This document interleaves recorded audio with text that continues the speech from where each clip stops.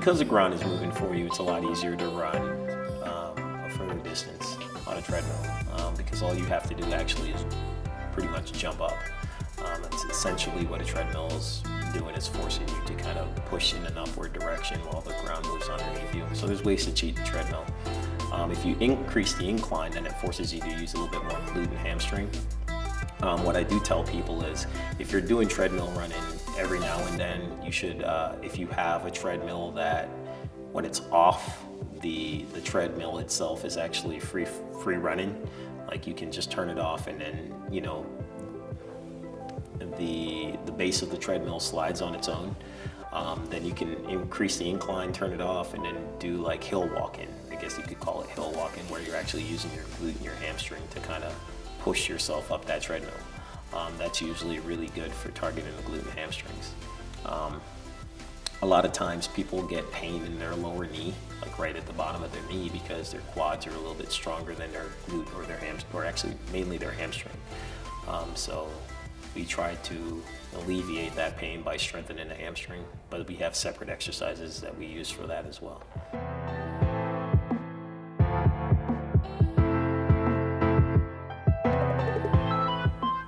It depends on the person's training regimen. Distance runners tend to utilize aerobic pathways, which means that they're tapping into fat stores. They're using fat stores. It sounds crazy, but what actually happens is, once you start tapping into those fat stores, depending on how long of running you're doing, the duration of the exercise, the intensity of the exercise, your body will shred away at some of the fat, but it actually has to keep fat around, especially if it's a consistent thing, because it needs the fat as an energy source. Anaerobic workouts, where you're dealing with sprinters and, you know, short, fast bouts, that's all glycogen. So it's all just sugar-based workouts. Your body's going to tap into whatever it has stored in its cells to create the power, you know, to create the ATP that's needed to actually create the power for that exercise. That will actually eat away a lot of fat. What I tell people is, if you're trying to just shred out and lose weight, sprints is the way to go. If you're trying to tone up, then distance running works as well.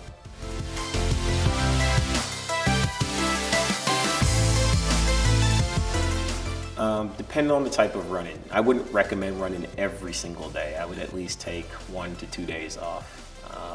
You know, as a former track athlete, I've ran high school, college, international. You don't run every day. There's absolutely no need for it.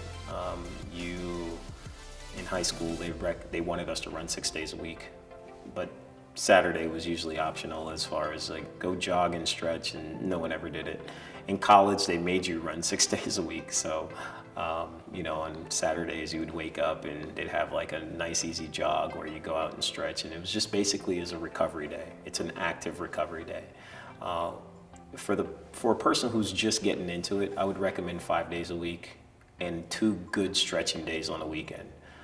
Where if you're going to stretch, you're talking about possibly, if you're going to do any kind of running, I'd recommend just a mile warm up in a stretch, or a half mile warm up in a stretch. Just a normal warm up routine, and just do that just so they stay in the habit of actually, you know, doing something and keeping their schedule consistent.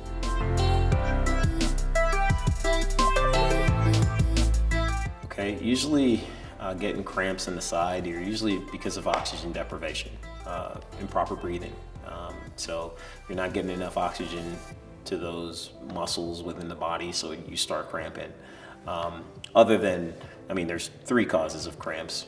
You have low electrolytes, low water, or improper breathing. We tend to find that, especially in the side cramps, you're dealing with improper breathing. So the long, slow, sustained breathing to make sure you're actually getting enough oxygen in for your body to use, because your body doesn't utilize 100% of the oxygen you take in. So when you're doing the shallow, short breaths, you're definitely not getting a lot of oxygen to those muscles. So you want to slow it down and control it.